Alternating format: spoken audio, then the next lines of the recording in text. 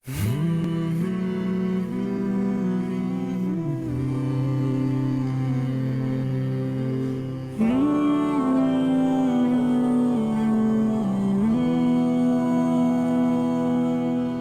ناظرین مکرم، اس وقت ہم موجود ہیں ادارہ علوم اسلامی کے محتمم اور بانی حضرت مولانا فیض الرحمن عثمانی صاحب کی خدمت میں، اور ظاہر ہے کہ کسی بھی ادارے کے انتظام و انصرام اور پھر اس ادارے کا جو ویژن ہوتا ہے، اس کے پیچھے جو اس کی بنیاد میں جو اغراض و مقاصد ہوتے ہیں، ایون اس کا جو تاریخی پس منظر ہوتا ہے جو کہ بہت انسپائرنگ ہوتا ہے خاص طور پہ ہم جیسوں کے لیے، تو وہ ان سے بہتر شاید کوئی نہیں بتا سکتا، بلکہ یقیناً کوئی نہیں بتا سکتا، کیونکہ انہوں نے عملاً اس میں وہ عملاً اس میں شریک رہے، انہوں نے وہ جو بھی مشکلات تھیں ان کو محسوس کیا، فیل کیا، اور ان کو ان مشکلات کو کیسے کاٹا، ان میں راستہ بنایا، اور پھر انہوں نے یہ سفر طے کیا، اور آج وہ اس منزل کو حاصل کرنے میں کامیاب ہیں الحمدللہ۔ تو یہ کیا کہانی ہے، یہ سارا کچھ انشاءاللہ حضرت مولانا فیض الرحمن عثمانی صاحب دامت برکاتہم سے ہم سنیں گے۔ حضرت بہت شکریہ آپ کے وقت کے لیے، جزاکم اللہ خیر۔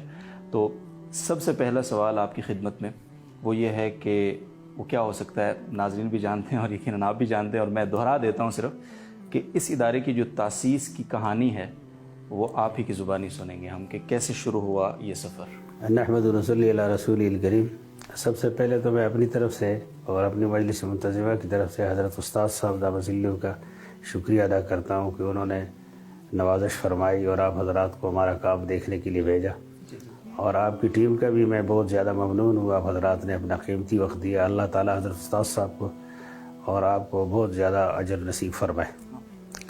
جہاں تک ادارے کی تاسیس کا تعلق ہے تو اس کا آغاز یوں ہوتا ہے کہ راولپنڈی کے مدرسے میں پڑھتا تھا، تو ایک دفعہ جمعہ کے دن چھٹی والے دن ہم ایوب پارک گئے، اور یہ کوئی نصف صدی سے زیادہ کا واقعہ ہے، 53 سال ہو گئے اس کو۔ تو وہاں ہم نے دیکھا طلباء نے کہ کچھ اسکول اور کالج کے طلباء بھی آئے ہیں، تو ہم میں جو بڑے صاحب تھے وہ کہنے لگے چلے ان کے ساتھ مناظرہ کرتے ہیں۔ تو مجھے بڑا تعجب ہوا کہ ان کو مناظرے کا شوق کیوں پیدا ہوا، انہوں نے یہ کیوں نہ کہا کہ ہم جائیں اور ان کو دعوت دیں۔ پھر مزید حیرت اس بات پر ہوئی، کہنے لگے مناظرہ اس موضوع پر کریں گے کہ آپ لوگ جو کہتے ہو کہ ہم چاند پر گئے ہیں، تو چاند تو چوتھے آسمان پر ہے، اور ہمارے اور چاند کے درمیان خطے زمہریر ہیں، تو اس کو کیسے عبور کرو گے؟ تو اس وقت مجھے خیال آیا کہ تو اسکول اور مدرسے کے درمیان بہت بڑا گیپ ہے، کیونکہ میں خود 9ویں جماعت میں چھوڑ کر آیا تھا اسکول۔ اس وقت سے ذہن میں خیال آیا کہ اس گیپ کو ختم کر رہا ہے، تو ادارے کی بنیاد اس وقت گویا کہ پڑ گئی تھی۔ لیکن میں نے ایک قصد کیا کہ سب سے پہلے تو میں اپنی تعلیم کی تکمیل کروں گا، اور اس کے بعد پھر یہ کام کروں گا انشاءاللہ۔ تعلیم کے دوران بھی میں بزرگوں سے ذکر کیا کرتا تھا کہ یہ دونوں نظام یکجا ہونے چاہیے، اور فراغت کے بعد پھر بہت سے علماء، صف اول کے علماء سے بات کی، تو یہ کام ہونا چاہیے۔ تو ہماری خوش قسمتی ہے کہ ہمارے جو صف اول کے بڑے علماء ہیں ان کی سرپرستی اور دعائیں ہمارے ساتھ شامل حال رہیں۔ اسقلانی عصر حضرت مولانا سلیم اللہ خان صاحب رحمہ اللہ، حضرت مولانا تقی عثمانی صاحب دامت ظلہ، حضرت مولانا مفتی محمد رفیع عثمانی صاحب دامت ظلہ، اور اس طرح سے اور بڑے علماء کی سرپرستی اور دعائیں ہمارے شامل حال رہی، اور یہ مشکل کام اللہ کے فضل کے بعد ان حضرات کی دعاؤں اور ان کی توجہات سے اللہ تبارک و تعالیٰ نے اس یہاں تک پہنچایا۔ تو ایک تو ہماری خواہش یہ تھی کہ یہ دونوں نظام یکجا ہوں۔ پھر مدرسے میں ایک اور بات یہ ذہن میں آئی کہ یہاں جو کتابیں پڑھائی جا رہی ہیں وہ بہت قیمتی کتابیں ہیں، لیکن بعض فنون میں درسی کتابیں، ٹیکسٹ بکس لکھنے کی ضرورت ہے۔ چنانچہ اس کام کا آغاز ہم نے سب سے پہلے عربی علوم میں جو سب سے مشکل فن ہے وہ علم العروض والقوافی ہے، اس سے شروع کیا، اور اللہ تبارک و تعالیٰ کے فضل و کرم سے یہ کتاب ایک ہم نے لکھ لی علم العروض والقوافی میں۔ یہ ہے مذکرات فی العروض۔ تو اس کو ہمارے جو ملک کے بڑے علماء ہیں انہوں نے بھی اس کی بڑی پذیرائی کی اور بہت دعائیں دی ہمیں، اور یہ جو عالم عرب میں بھی ازہر کے حضرت ڈاکٹر فوزی السید عبدالربی جو کلیت دراسات الاسلامیہ والعربیہ للبنین کے حمید ہیں، وہ بھی بقیہ حیات ہیں، انہوں نے اس کی بڑی پذیرائی کی اور اس پر تقریر بھی لکھی. حضرت مولانا سلیم اللہ خان صاحب نے بہت حوصلہ افزائی کی, انہوں نے بھی اس پر تقریر لکھی. اور اب پاکستان اور بیرون پاکستان کئی جگہوں میں یہ کورس ہم پڑھاتے ہیں 6 دن میں صرف یا 5 دن میں. اب تو 4 دن کا ہوگا, اس سال یہ دورہ 4 دن کا ہوگا.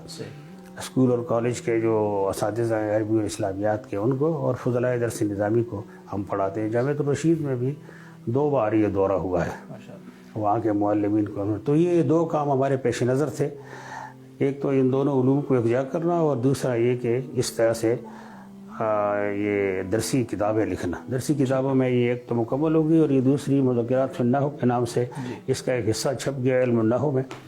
ہمارا یہ اندازہ ہے کہ اگر یہ کتاب مکمل ہو گئی, اور امید یہ ہے کہ اگر زندگی رہی اور اللہ کی طرف سے توفیق شامل حال رہی, تو یہ کتاب کا کافی حصہ لکھا ہوا ہے فوٹو اسٹیٹ کی شکل میں, بچے پڑھتے ہیں.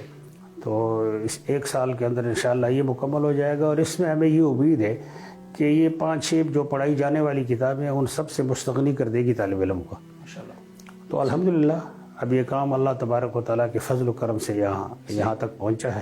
ماشاءاللہ بہت سارے حضرات کا کہیں نہ کہیں یہ خیال ہے, اور ہمیشہ سے اس پہ بات بھی ہوتی رہی ہے, نصاب جو ہمارا درس نظامی کا جو نصاب ہے اس میں کچھ نہ کچھ زمانہ کے تقاضوں سے اس کو ہم آہنگ کرنے کی ضرورت ہے. تو آپ نے جو ٹیکسٹ بکس کی شکل میں یہ جو 2 کتابیں ہمارے سامنے ہیں اس وقت, تو آپ کے ہاں بھی یہی چیز پیش نظر تھی کہ ہمیں کچھ اس میں اس کو بہتر کرنے کی ضرورت ہے؟ بہتر تو ظاہر پہلے بھی ہے, لیکن آج کل جو طالب علم کی استعداد ہے اس کو مد نظر رکھ کر کچھ نیا اضافہ اس میں, یا کچھ آسان فہم کرنے کی ضرورت ہے, اس کو عام فہم. یہ بات کہنے والے لوگ 2 طرح کے ہیں. جی. ایک تو وہ لوگ ہیں جن کو درسی نظامی کا پتہ نہیں ہے, انہیں تو بس دینی علوم سے یوں کہیے کہ ایک طرح سی چڑ ہے, مین سٹریم میں آئے, دونوں کو جمع کیا جائے, اور ان کے پاس کوئی اس کا کوئی خاکہ نہیں ہے, اور کچھ ان کی ایسی سمجھ نہیں ہے. دوسرے وہ لوگ ہیں جو درسی نظامی کے خیر خواہ ہیں, وہ بھی یہ بات کرتے, تو ان کی بھی مراد یہ نہیں ہے کہ اس میں سے علوم نکال دیے جائیں. علوم تو اس میں جتنے ہیں وہ تو پڑھانے ہی پڑیں گے. علم تفسیر ہے, فقہ ہے, اصولی فقہ ہے, یہ تو ساری پڑھانی پڑے گی. کچھ کتابیں جو ہے وہ ان کو ان کی جگہ ایسی کتابیں لکھی جائیں گی جو درسی کتابیں کہلائیں, اور موجودہ جو طلبہ کے استعداد ہیں ان کا بھی اس میں لحاظ رکھا جائے, اور وقت کا بھی لحاظ رکھا جائے. متون یاد کرنے والا دور جو ہے اب وہ لد گیا ہے, اب طلبہ کے پاس اتنا ٹائم نہیں ہوتا. خود ہم نے جب پڑھا تو ہم یاد کرتے تھے, قافیہ کا رٹا لگایا, ہم نے پورا قافیہ یاد کیا. تو اب وہ بات نہیں ہے. صحیح, ماشاءاللہ. اچھا حضرت, ایک وہ کہانی ہماری ابھی ادھوری ہے, تو پھر آغاز کب ہوا, یعنی کون سے سن سے اس ادارے کی بنیاد ڈلی پھر؟ جی ہاں, 1986 سے یہ کام پھر ہم نے وہاں شروع کیا, اسلام آباد میں G8 مرکز میں. جی. ایک کرائے کا مکان لے کر اس میں ہم نے شروع کیا یہ کام, اور شام کی کلاسیں اس وقت ہم نے شروع کی تھی. یہ جو پڑھے لکھے لوگ ہیں, مختلف محکموں میں افسر ہیں, ان سب کو ہم نے ان کے لیے اعلان کیا, وہ آئے, اور شام کو یہ مغرب کے بعد چند کلاسیں ہوتی تھی. اس کے بعد اس شکل میں پھر یہ نصاب بنا, اور اس کو ہم نے آغاز کیا اس کا. یہاں 1994 میں آئے ہیں. اچھا, ماشاءاللہ. ایک مختلف سفر تھا, یعنی منفرد سلسلے کا آغاز تھا, پیرلل دونوں سسٹمز کو چلانا, اصلی علوم بھی, پھر ذرا دینی علوم تو تھے ہی, وہ تو پرائم آپ کا سبجیکٹ تھا. کتنا مشکل تھا اس کام کو لے کر چلنا, کیا چیلنجز تھے اور کیسے نمٹے ان سے آپ؟ ایک تو اس کے لیے بہت لمبا ہوم ورک کرنا پڑا. ہمارے پاس جو تعلیمی سال ہے دینی مدارس میں, وہ شوال کے آخر میں شروع ہوتا ہے اور رجب کے آخر میں ختم ہو جاتا ہے. تو ایک تو اس کو بڑھانا تھا کہ اس کو ہم کیسے بڑھائیں.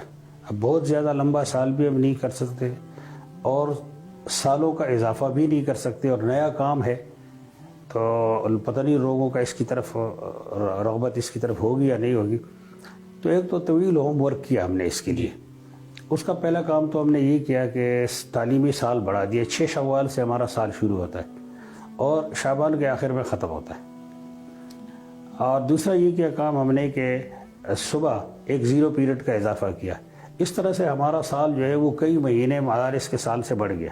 یہ تفصیل آپ کو ہمارے جو مجلس تعلیمی ہے ان کے احباب بتائیں گے کہ ہم کتنے گھنٹے سال میں درسگاہ میں بیٹھتے ہیں, دینی مدارس کتنے گھنٹے, اور ہماری جو اسکول اور کالجز ہیں وہ کتنے گھنٹے بیٹھتے ہیں. یہ طویل ہوم ورک ہوا ہے. رجال کار کی کمی جو ہے یہ ایک بڑا چیلنج تھا کہ رجال کار ہمیں ملے اور وہ پھر ہمارے معیار کے ہو. انگریزی پڑھانے کے لیے ہمیں ایسے لوگ ملیں جو پھر ہمارے معیار کی, اس لیے کہ ظاہر ہے ہمارے معیارات تو ہمارے اپنے ہیں, یہ تو اول و آخر مدرسہ ہے. یہاں تو ہم ظاہر اور باطن ساری چیزوں پر نظر رکھیں گے. یہ بہت بڑی مشکل تھی, لیکن الحمدللہ اب تو یہ ہو گیا کہ ہمارے اپنے پڑھے ہوئے جو لوگ ہیں وہ ہمارے ہاں پڑھا رہے ہیں. اکثر و بیشتر جو ہے وہ ہمارے یہاں کے پڑھے ہوئے ہیں, یہی کے فارغ ہیں. تو وہ رجال کار کی جو کمی ہے وہ پوری ہوئی ماشاءاللہ؟ کافی حد تک وہ پوری ہوگی, مکمل نہیں ہوئی ہے. مکمل اس وجہ سے نہیں ہوئی کہ جو ہمارے یہاں سے فارغ ہوتے ہیں ان کو تو ہم پر لگا دیتے ہیں. وہ زندگی کے مختلف فیلڈ میں ہر جگہ ان کے لیے لوگوں کی طلب ہوتی ہے. فوج میں جاتے ہیں تو وہاں بھی ان کو ہاتھوں ہاتھ لیتے ہیں, یونیورسٹیوں میں جاتے ہیں تو وہاں بھی ہاتھوں ہاتھ لے لیتے ہیں. اداریاً اب نیوی میں ایک نام ہے باقاعدہ, پہلے ابدالیاً تھا, اور اسی طرح سے اب اوپن یونیورسٹی ہے وہاں جاتے ہیں, اسلامی یونیورسٹی میں جاتے ہیں. جب ہمارے بچے وہاں ایم فل کرنے پی ایچ ڈی کرنے جاتے ہیں, جب صرف اتنا پتہ چلتا ہے اداریاً ہے تو بس وہ کہتے ہیں بس. تو یہ پھر زیادہ دیر یہ نہیں ٹھہر سکتے ہمارے پاس, زندگی کے مختلف شعبوں میں چلے جاتے ہیں. تو رجال کار کی تو اب بھی کمی ہے, لیکن اتنی نہیں ہے جتنی آغاز میں تھی. اور وہ کمی آپ کی حد تک ہے, ادارے کی حد تک. سوسائٹی میں تو ماشاءاللہ لوگ جا ہی رہے ہیں مسلسل. وہ جا رہے ہیں, وہ تو جو ہر سال ہم رجال کار لانچ کر رہے ہیں وہ جا رہے ہیں, وہاں کام ہو رہا ہے. یہاں پر کمی ہے. جی یہاں پر کمی ہے. اور بہت سارے تو میرے ذاتی دوست ہیں بہت اچھے جو آپ کے یہاں کے فضلاء ہیں ماشاءاللہ, اور اس وقت بڑی اچھی پوزیشنز پہ وہ کام کر رہے ہیں. تو اپنے فضلاء کے لیے اگر کچھ آپ فرمانا چاہیں آخر میں, یا کوئی بھی بات آپ مناسب سمجھیں مزید, تو ہمارے سوالات ختم ہو گئے. میں تو تمام دینی مدارس سے جو لوگ فارغ ہوتے ہیں اور ہمارے اس ادارے سے, یہ ادارہ بنیادی طور پر ایک دینی مدرسہ ہے. ہمارا ذہن اس میں بالکل واضح ہے کہ یہ دینی مدرسہ ہے, اور یہاں میں ترجیح جو ہے وہ اسلامی اور عربی علوم کو حاصل ہے. ہم انجینئر نہیں بنا رہے, ہم ڈاکٹر نہیں بنا رہے, اور ہماری بنیادی نظر جو ہے وہ دوسری فیلڈ پر نہیں ہے. ہم تو کہتے ہیں کہ اس معاشرے کو ایک ایسا عالم دین ملے جو دینی علوم کے ساتھ ساتھ عصری علوم سے بھی کچھ واقف ہو. اب اگر وہ دوسرے شعبوں میں جاتا ہے تو بھی ٹھیک ہے, لیکن بنیادی ترجیح ہماری جو ہے وہ اسلامی اور عربی علوم کی ہے. عربی علوم کی کاس پر اگر ہم انگریزی پڑھا لیں گے اور مطالعہ پاکستان پڑھا لیں گے, معاشیات پڑھا لیں گے, تو یہ میں کہتا ہوں یہ بہت خسارے کا سودا ہوگا. تو ہمارے طلبہ کو بھی ہم کہیں گے یہاں سے جو فارغ ہو رہے ہیں اور دوسرے مدارس سے بھی, کہ وہ اپنی ترجیح جو ہے وہ تعلیم و تعلم دین کو بنائے. حضور صلی اللہ علیہ وسلم معلم بنا کر بھیجے گئے تھے, اور اگر کسی وجہ سے وہ مدرسے کے ساتھ نہیں جڑ سکتے تو کم از کم اتنا ہو کہ وہ مسجد کے ساتھ جڑے رہے. جہاں کہیں بھی ہو مسجد کی امامت اور خطابت نہ چھوڑے. آج اگر دین کی کوئی شکل باقی ہے تو میں دل کی گہرائی سے سمجھتا ہوں کہ اس کا ذریعہ اللہ کے فضل کے بعد مسجد اور مدرسہ ہے. تو میں تو سب کو یہ نصیحت کروں گا کہ تعلیم و تعلم دین کو ترجیح دیں. باقی پھر دوسرے میدان ہیں ان میں بھی جاتے ہیں تو چلے جائیں. شکریہ بہت, جزاکم اللہ خیر. ناظرین محترم, یہ میسج آپ نے سن لیا, اور بنیادی طور پر ادارہ علوم اسلامیہ ایک مدرسہ ہے, اور پرائم جو ان کا آبجیکٹو ہے وہ دینی تعلیم ہے, علماء تیار کرنا ہے. پھر وہ ساتھ ساتھ عصری علوم بھی اگر حاصل کر لیتے ہیں اور ان میں وہ ایکسٹریم تک چلے جاتے ہیں, تو یہ ان کی اپنی مہارت ہے, ان کی اپنی قابلیت ہے. ایک عالم دین کو ہر شعبے کے لیے تیار رہنا چاہیے, ہر وقت ہر صورتحال کے لیے تیار رہنا چاہیے. تو یہ تو بہت اچھی بات ہے, لیکن یہ وضاحت بہت اہم ہے, تو اس کو آپ نے ضرور اپنے ذہن میں رکھنا ہے.